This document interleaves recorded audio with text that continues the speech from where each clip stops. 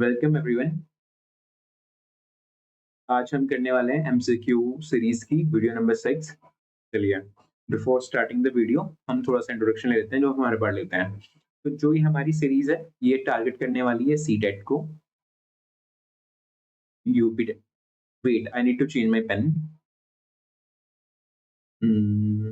Okay, good to go. Thickness of pen. Okay, good. तो let us start. Right, तो आज की जो हमारी सीरीज है, मुझे पेन चेंज करना पड़ा क्योंकि ब्लैक पेन से इतना विजिबिलिटी नहीं थी। राइट, तो ये आपको सी टेट में हेल्प करेगा, यू टेट में, यूपी टेट और कोई भी TET, any state TET exam. लिख भी देता हूँ एक बार, any TET exam.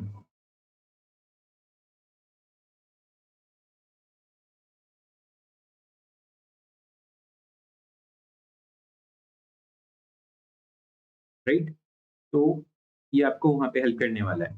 You TET में हमारे कुछ चेंजेस हुए हैं, बट वो चेंजेस एलिजिबिलिटी और लेवल्स को लेके आए हैं। जो हमारा भी सी टेट एग्जाम होगा कंडक्ट, सी टेट हमारा 4 लेवल्स पे होगा। राइट, बट अभी जो हमारा अपकमिंग उत्तराखंड टेट है, इसमें कोई बदलाव नहीं है। ये इसके लिए सेम फॉर्मेट में होना है। So you don't have to get confuse, अभी कंफ्यूजन होने से कुछ नहीं होना है। अगर लेवल्स में बदलाव हो रहा है, उसके आपके सिलेबस में अभी तक कोई चेंजेस नहीं हुए हैं। अगर सिलेबस में चेंजेस होते भी हैं तो उतना सीडीपी तो फिर भी आपका पार्ट रहेगा ही। राइट, सीडीपी का पार्ट रहने ही वाला है। सपोज दूसरी कुछ 19-20 चेंजेस होंगे या एडिशन होगा, वो तो हम कवर अप करने ही वाले हैं। तो ये तो हमारी एमसीक्यू सीरीज है। एमसीक्यू सीरीज तो आप देख ही रहे हैं, साथ में आप हमारी टॉपिक वाइज सीरीज भी देख सकते हैं। राइट, सो इंट्रोडक्शन के लिए इतना काफी है। आज का हम सेशन स्टार्ट करते हैं। तो जो आज हम कवर करने वाले हैं ये सी टेट का पीवाईक्यू है, जो हमारा जनवरी 2024 का आया हुआ है। सी टेट पीवाईक्यू जो ऑलरेडी जनवरी 2024 में आया हुआ है। ठीक है, अंडरलाइन कर दिया मैंने इसको। Video number 6।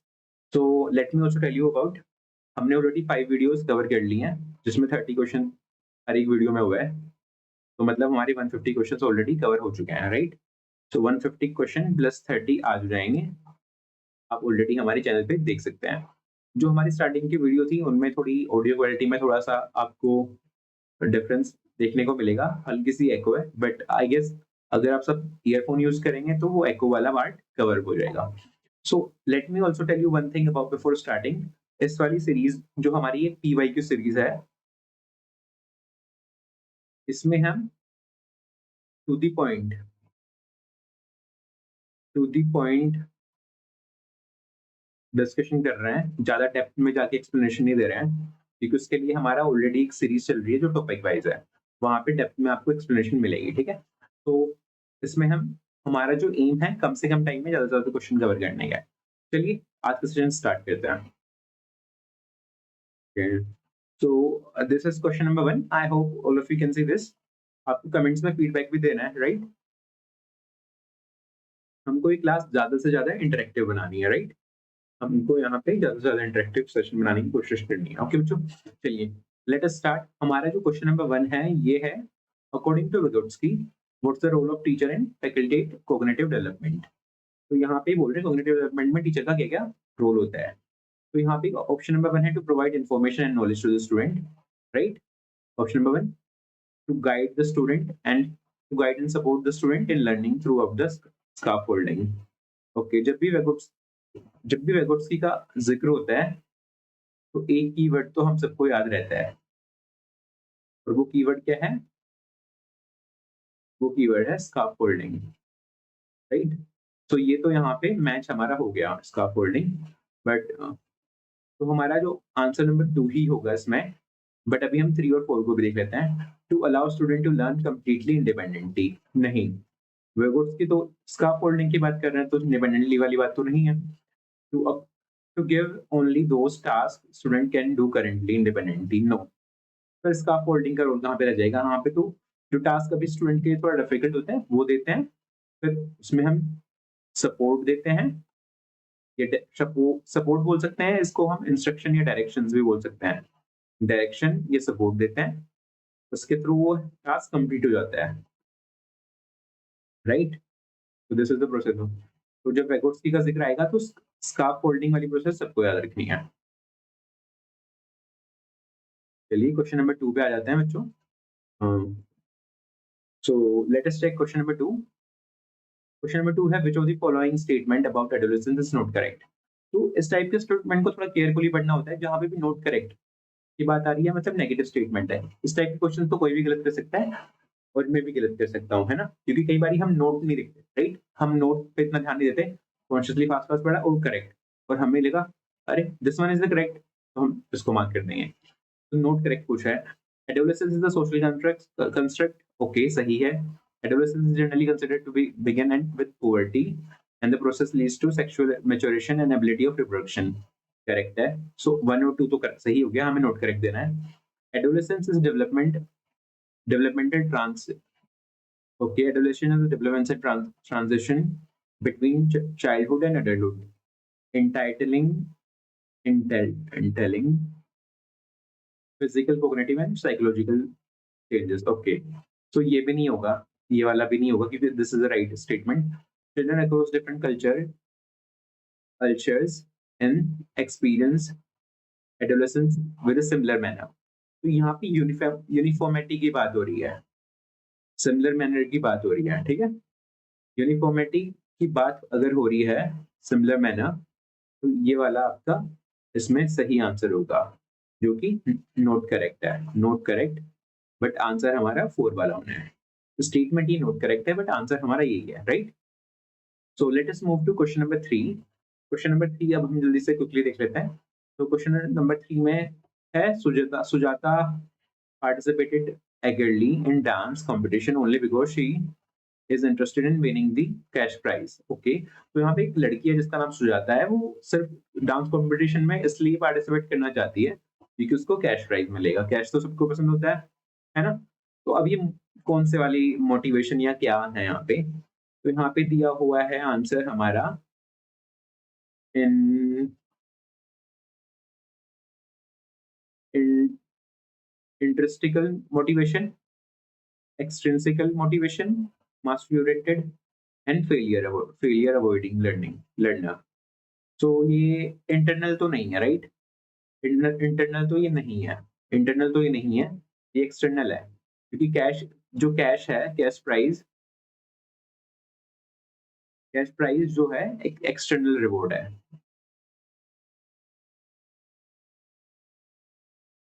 एक्सटर्नल रिवॉर्ड होता है, तो ये एक्सट्रिंसिक मोटिवेशन होती है, राइट? एक्सट्रिंसिक जो बाहर से आती है। अब हम आ चुके हैं क्वेश्चन नंबर 4 पे। In order to address individual differences among learner teacher should, okay. अब तो ये हमारा क्वेश्चन बड़ा सिंपल है, यहाँ पे पूछा हुआ है अगर इंडिविजुअल में कुछ डिफरेंसेस हैं लर्नर्स में, अगर हमारे लर्नर्स में कुछ डिफरेंसेस है तो टीचर को क्या करना चाहिए? Acknowledge the differences as abnormal and kind of defect, okay, so this one is not the right answer. Be independent, be indifferent towards individual differences, okay.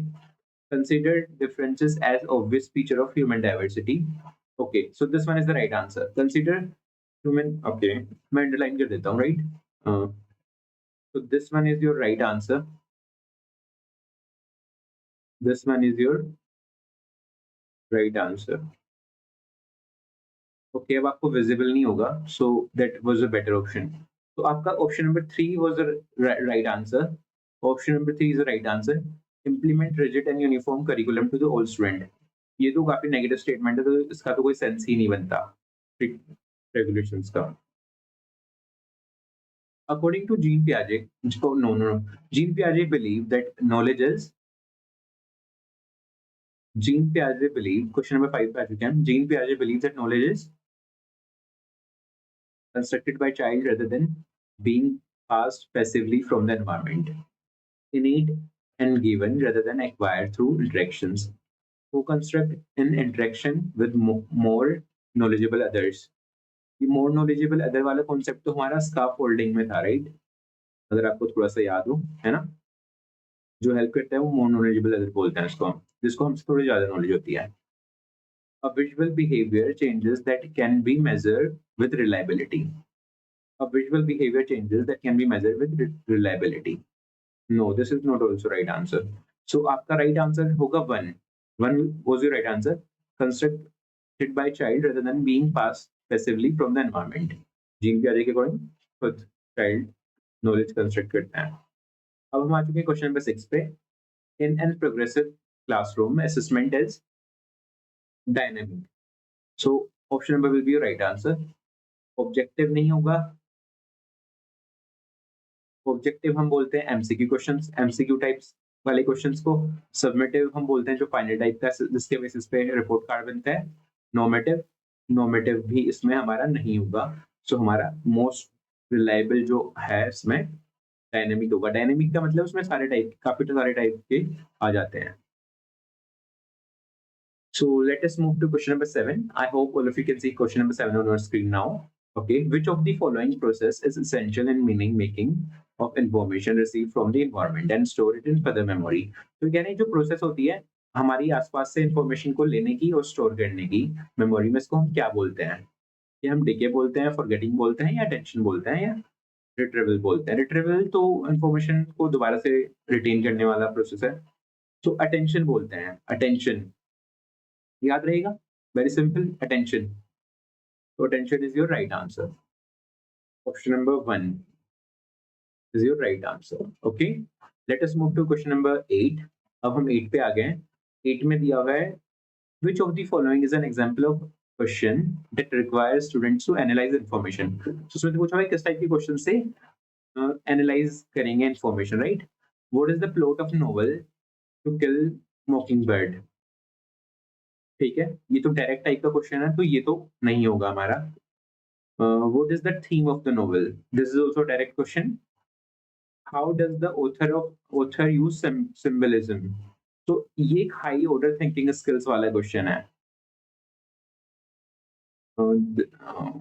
No, ये तो उसके ऊपर ओवरलैप हो गया, तो हैव टू रेट इट. तो मैं rather than underline में आपको यहाँ पे ये बता रहा हूँ. क्वेश्चन नंबर 3 हमारा राइट आंसर है, क्योंकि यहाँ पे सिंबलिज्म वाली बात हुई है. और इसमें ये जो क्वेश्चन है इसको हम हाई ऑर्डर थिंकिंग स्किल्स वाली क्वेश्चन बोलते हैं. होट्स होट्स कैटेगरी में लाते हैं. और जो हमारी हाई ऑर्डर थिंकिंग स्किल्स होते हैं वो एनालाइज करने में इंफॉर्मेशन को हेल्प करते हैं, राइट? तो हमारा हो गया. Who was protagonist? नो, ये वाला भी नहीं होगा. तो हमारा 3 वाला राइट आंसर है. अब हम आ जाते हैं क्वेश्चन नंबर 9 पे आज के सेशन में. तो जो क्वेश्चन नंबर 9 है हमारा, उसमें ये assertion एंड रीजनिंग वाला क्वेश्चन है. assertion दिया हुआ है teacher should constantly reflect on their stereotype and bias. Culturally responsive teaching means that teacher are reflective. So इसमें हमारा both are true हो जाएगा. Both statement are true and A is the correct explanation of R. A is the correct explanation of R.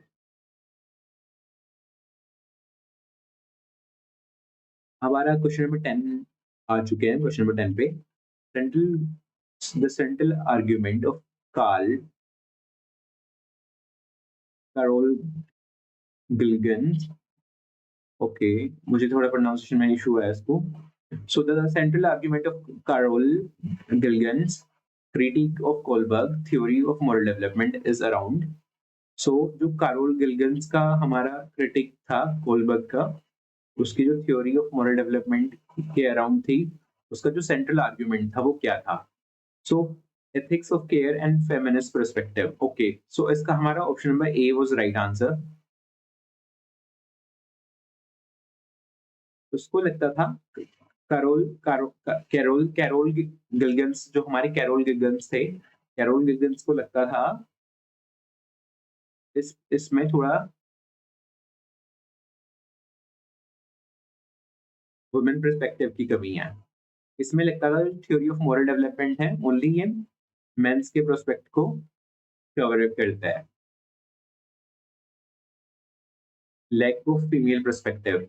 So this was the main central argument. Feminism perspective की कमी होना is the central argument of his theory. तो उसका हमारा option number 1 हो जाएगा right answer. Overestimation of children moral abilities, no. Use of experimental design in studying the children, nahi. Educational implications of studying for school going children, nahi. So अब हमारे 11 question आ चुके हैं. 11 question भी हमारा assertion and reasoning वाला है. Learning from real life example and concrete experience give the children multiple pathways for learning and retrieving information. तो ये तो सही लग रहा है. So this one is the right reasoning. Development is relatively orderly and sequential. Okay. Both are correct. Both are correct, but this is not the right explanation, right? Both are correct. R is not the right explanation of A. This will be your right answer. So, अब हम आ चुके हैं question number dyslexia 12 पे. ये dyslexia वाला question है. Dyslexia is dash condition which impact learners ability to neurological condition होती है dyslexia and link with sound and symbols. 12 का ये आंसर है. ये तो उसमें कोई कंफ्यूजन नहीं होगा. Very simple answer. तो अब हम आ चुके हैं हमारे सेशन के क्वेश्चन नंबर 13 पे. क्वेश्चन नंबर 13 पे. In a middle school, teacher wants to enable meaningful learning by helping student make connection between concept and real life application. Which of the following activity would be appropriate pedagogical strategy? Let the student memorize. Memorization तो rote learning वाली process हो गई. नहीं. Let the student complete worksheet से भी कुछ ऐसे productive नहीं आने वाला. Let the student learn by the method of stimulation responsive conditioning. No, ये वाला भी नहीं होगा. Let the student research. Okay, let the student research on current issue with a small group and present findings in their class. तो हमारा जो most appropriate answer इसका लग रहा है या होगा वो हमारा 4 है. Answer number 4 is the option number 4 is the correct answer. So let us move to question number 15. Question number 14. Question number 14 जो हमारा है, in which stage of Kohlberg moral development do children reasoning resolve around the ethics of law? Okay, तो जो हमारा था pre-conventional morality, conventional morality, heterogeneous morality, autonomous morality. तो इसमें हमारा जो होगा ऑप्शन नंबर 2 होगा. ऑप्शन नंबर 2 हमारा राइट आंसर होगा. Conventional morality. ओके, यहाँ पे 2 कंप्लीट करना. Okay, conventional morality. तो अब हम आ चुके हैं क्वेश्चन नंबर 15 पे. Which of the following does not exemplify an inclusive classroom? Okay, तो यहाँ पे जो हमारा क्वेश्चन है इसमें है which of the following does not exemplify inclusive classroom.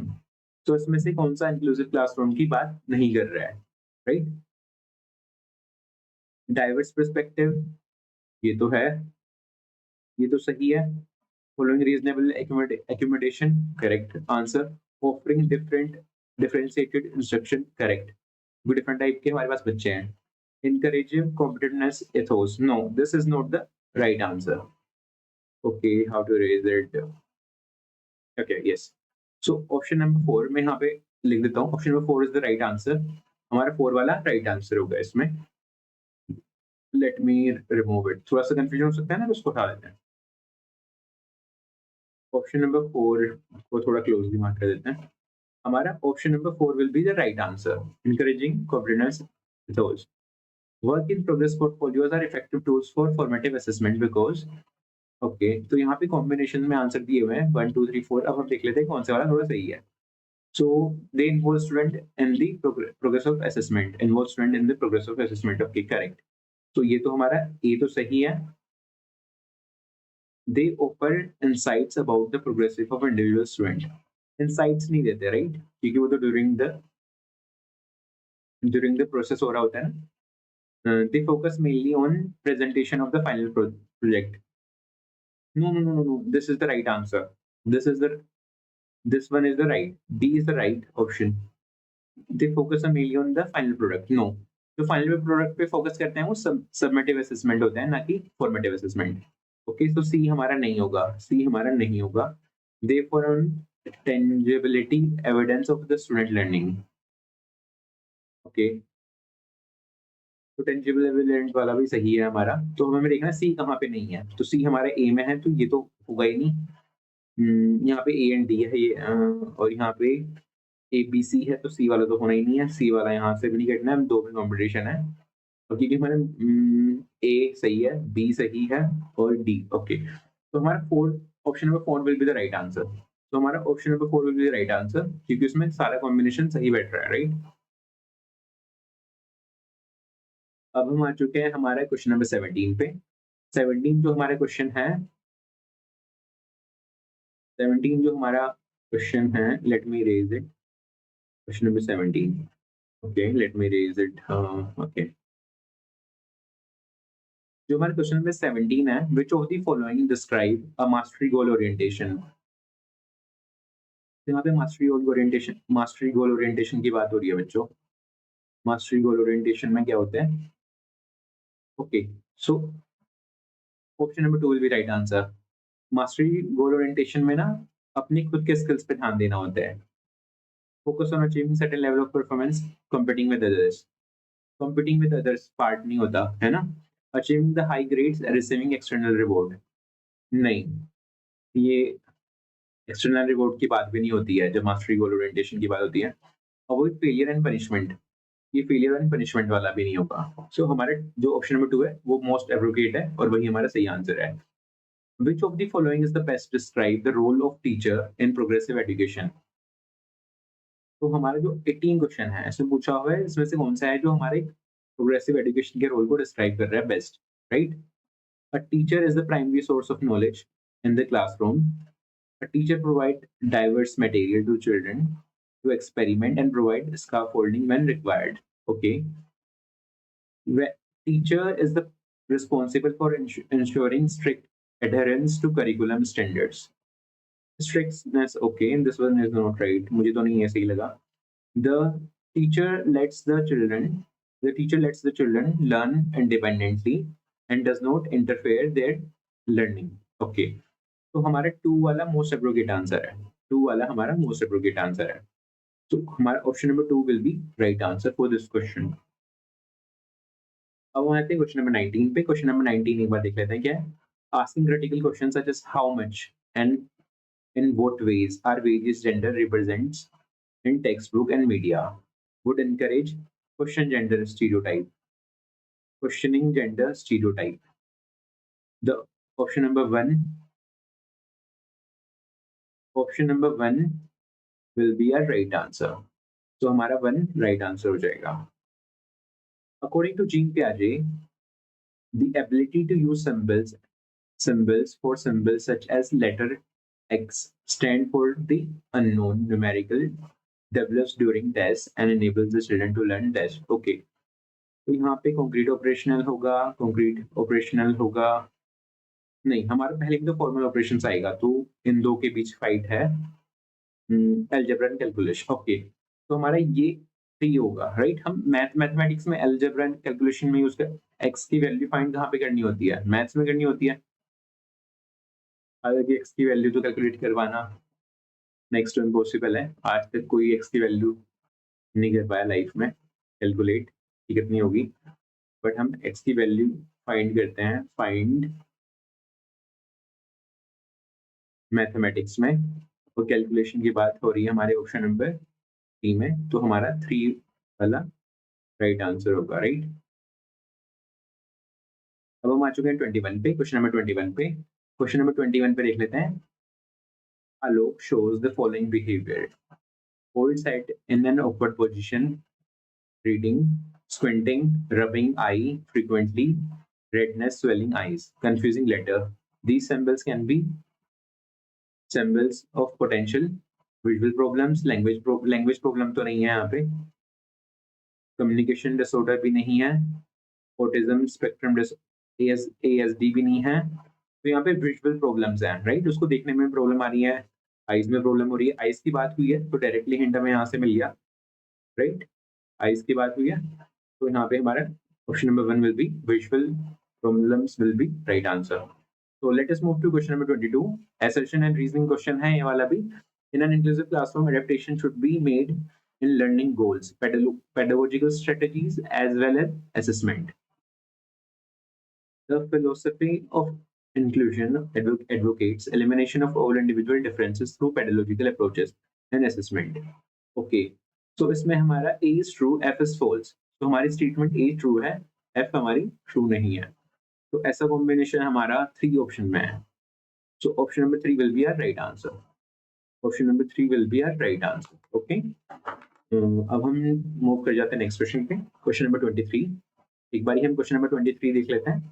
तो जो हमारे क्वेश्चन नंबर 23 है, अकॉर्डिंग टू लेव Vygotsky, children benefit from the experience of the interacting with dash and while working with dash their zone of proximal development. Okay, so इसमें हमारा answer होगा according to lev Vygotsky, children get benefits from the experience interacting with more knowledgeable others. Okay, more knowledgeable others and within. So हमारा option number one ही हमारा right answer होगा बच्चों। Option number one ही हमारा right answer होगा। More knowledgeable other, ये भी ठीक लग रहा है, बट जस्ट आउटसाइड, आउटसाइड नहीं होगा। फिजिकल एनवायरनमेंट विद इन नहीं, the physical environment just outside नहीं। सो विद इन होगा, right, with in the zone of proximal development. जो उसके जोन में होगा उसी को कवर किया जा सकता है, जो जोन से बाहर होगा उसको कवर नहीं किया जा सकता है। सो अब हम आ चुके हैं क्वेश्चन नंबर 23 पे। क्वेश्चन नंबर 24 पे। ओके,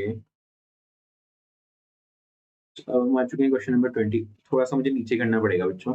ओके, तो क्योंकि वहाँ पे पेन चलाने में थोड़ा सा इशू आ रहा है। ओके, सो अब हम आ चुके हैं क्वेश्चन नंबर 24 पे। क्वेश्चन नंबर 24 पे, teacher notice that one of the her student highly distractible and has trouble in paying attention during classes. Which of the following strategy would be the effective strategy in helping student stay focused? Okay, तो teacher ने को notice किया कोई बच्चा है class में जो जिसको प्रॉब्लम आ रही है थोड़ी सी ना अटेंशन फोकस करने में। तो इसमें टीचर कौन सी स्ट्रेटेजी फॉलो करेगा तो स्टूडेंट को हेल्प करने के लिए फोकस कर लिया है। तो यहाँ पे कुछ ऑप्शंस दिए हुए हैं, इसमें से हमें एक सेलेक्ट करना है। Give the student repeated task to do during the class. जैसे रिपीटेड टास्क देना, ये तो सही तरीका नहीं होगा। Strictly telling student to increase their attention span, ये भी तरीका नहीं है। अटेंशन स्पैन को अगर इंक्रीज करना होता है या बोलने से ज्यादा तो टीचर को बोलने पड़ता है। तो यहाँ पे give time to student to self regulation and time management. This one sounds logically sound argument. This is logically sound argument. Calling the parents and taking, ये भी एक नेगेटिव स्टेटमेंट है। तो जब सिटी में नेगेटिव स्टेटमेंट आती है वो तो हमें टिक करनी ही नहीं है कभी भी। अब हम आ चुके हैं क्वेश्चन नंबर 25 पे। ये 25 भी हमारा assertion and reasoning वाला क्वेश्चन है। एक बार देख लेते हैं क्या कुछ होगा। Students are more likely to do well, stay in the school. Students are more likely to do well and stay in school if they have emotional attachment. Correct. And believe that they matter. Okay. Emotion play a significant role in learning. So हमारा both are correct answer, and A is the right statement. A is the right correct explanation of, R is the correct explanation of reasoning. A assertion. So यहाँ पे हम आ जाएंगे question number 26 पे। आज के session के question number 26 पे। तो जो हमारे क्वेश्चन नंबर 26 है देख लेते हैं क्या है। Which of the following is the core principle of constructivism theory? तो जो हमारी कंस्ट्रक्टिविज्म थ्योरी है उसकी हमारी जो कोर प्रिंसिपल है वो क्या है। यहाँ पे कुछ ऑप्शन दिए हैं, इसमें से फाइंड आउट करना पड़ेगा। Okay, let us see. Teacher should provide direction, teacher should provide direct instruction. Okay, explicit guidance to the student, no. Teacher should occur when student receive correct answer and feedback. Student construct their own knowledge through active engagement and within the environment. Okay, learning is the primarily passive process that involved in receiving and memorization of information. यहाँ पे तो rote learning की ही बात कर दी इन लोगों ने, हद ही कर दी। ऐसी कैसी बात कर सकते हो भाई, सीडीबी के बच्चे हैं हम, सीडीबी पढ़ते हैं और वो भी योर लर्निंग स्केप से। तो ऐसे आंसर तो हम करने नहीं वाले। मान three will be our right answer. Three will be our right answer. अब हम आ चुके हैं क्वेश्चन नंबर 27 पे। 27 हमारा assertion एंड रीजनिंग वाला क्वेश्चन है। इस टाइप के क्वेश्चन थोड़े से कंफ्यूजन तो होते हैं, बट देख लेते हैं। The less able child is to do task, the more direction teacher should give. As a child can do more and more by teacher, and the more teacher should help less and less. Okay. तो ये scarf folding वाली process की बात हो रही है। यहाँ पे स्कार्फ फोल्डिंग प्रोसेस की बात हो रही है, स्टेटमेंट सही है। Intelligence cannot be accurately measured by calculating IQ. Okay, this is false, क्योंकि आईक्यू तो इंटेलिजेंस के लिए ही टेस्ट बना है। तो A is true, R is false हमारा राइट हो जाएगा।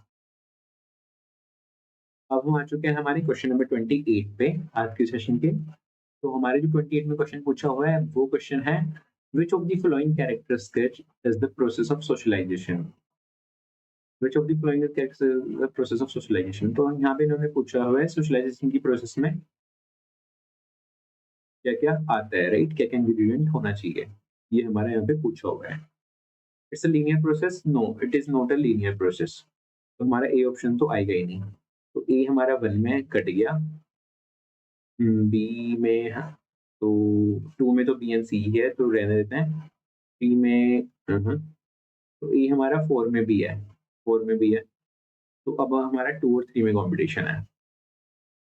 It is a complex process, right, it is a complex process. Multi directional process, multi dimensional yes, क्योंकि सोशलाइजेशन के काफी 3-4 एजेंट होते हैं ना, primary secondary and tertiary. Primary secondary and tertiary yes, as much as remember primary secondary तो होती है, Tartary भी होते हैं। तो मल्टी डायमेंशनल होता है, तो बी एंड सी तो आने आएगा ही।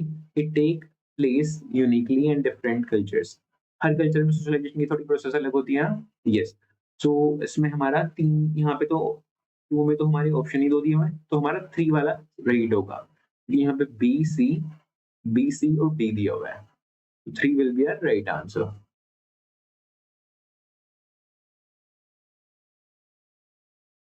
अब हम आ चुके हैं हमारे सेशन के क्वेश्चन नंबर 29 पे। Assertion A, reasoning R. There is an there is no objectively definable moment within a child enter middle childhood of adolescence.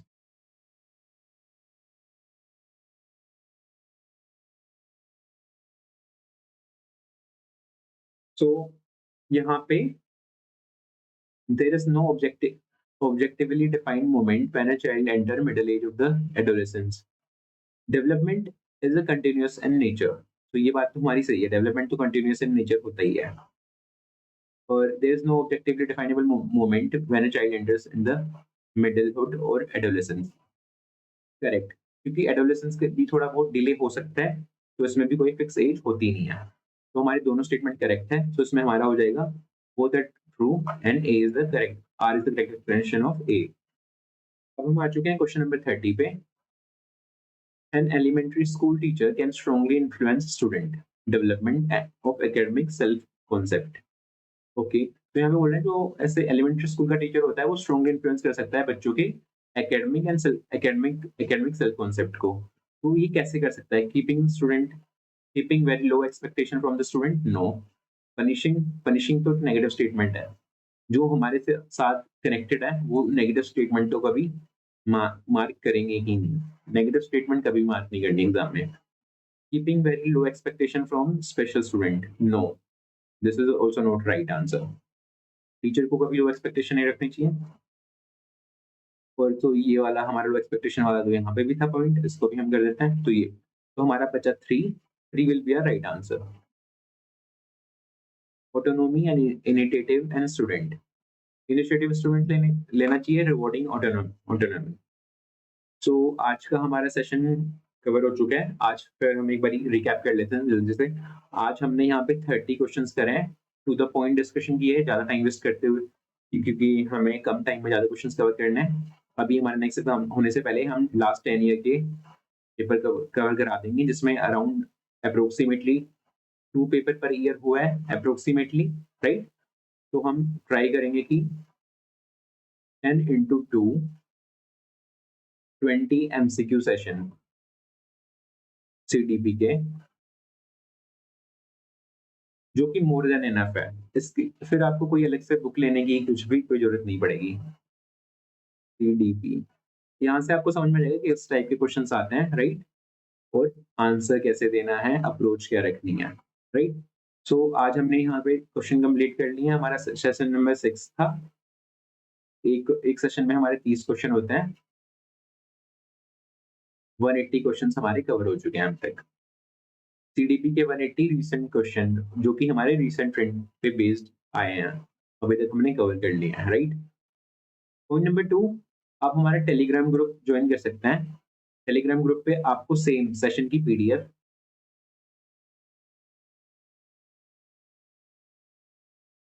Answer की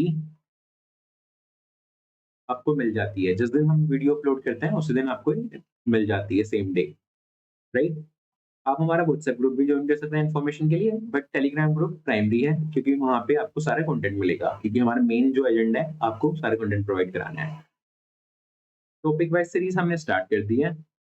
टॉपिक वाइज सीरीज स्टार्ट कर दी है, आप उसको भी देख सकते हैं। बाकी जो भी आपको फीडबैक देना है, फीडबैक तो ऑलवेज वेलकम होता है। Feedback is always welcome, feedback के लिए कभी भी मना ही नहीं है, राइट? कभी भी आओ बल्ले बल्ले, राइट? तो बाकी मैंने आपको सारी प्राइमरी चीजें बता दी हैं। टेलीग्राम ग्रुप ज्वाइन करना है, वहां पे आपको सारी PDF, study material, notification, everything you will get there.